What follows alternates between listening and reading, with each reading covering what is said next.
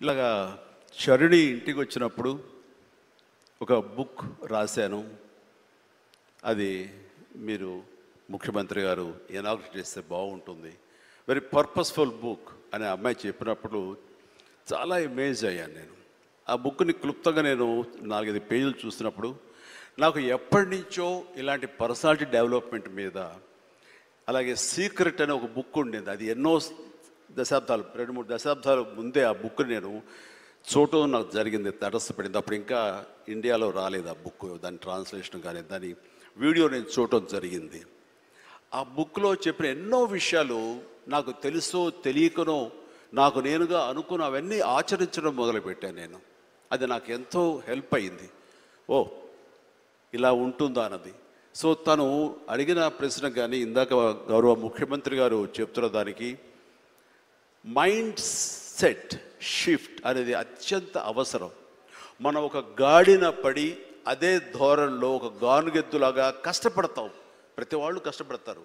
But ఆ కష్టపడటంలో స్మార్ట్గా కష్టపడతారా, hard work తోటి వాళ్ళు కష్టపడుతున్నారా అనే దాని మీద మనం ఆలోచించుకుంటే కనుక చాలామంది ఇలాంటి అవేర్నెస్ లేక, ఇలాంటి షర్ణి లాంటి వాళ్ళు ఇచ్చినటువంటి పుస్తకాలు వాళ్ళకి గైడ్ చేయక, లేకపోతే గురువులు గైడ్ చేయక, లేకపోతే వాళ్ళుగా ఆ షిఫ్ట్ అనేది తెలియక అదే గానుగెద్దులాగా అదే కష్టంతో అలాగే జీవితాన్ని వెళ్ళదీసే వస్తారు. అట్లాగే ఏదో టైంలో రిటైర్డ్ అయిపోతారు, జీవితం చాలిస్తారు, ఇది చాలు ఈ జన్మకి ఇంతే అనుకుంటారు. అది కరెక్ట్ కాదు.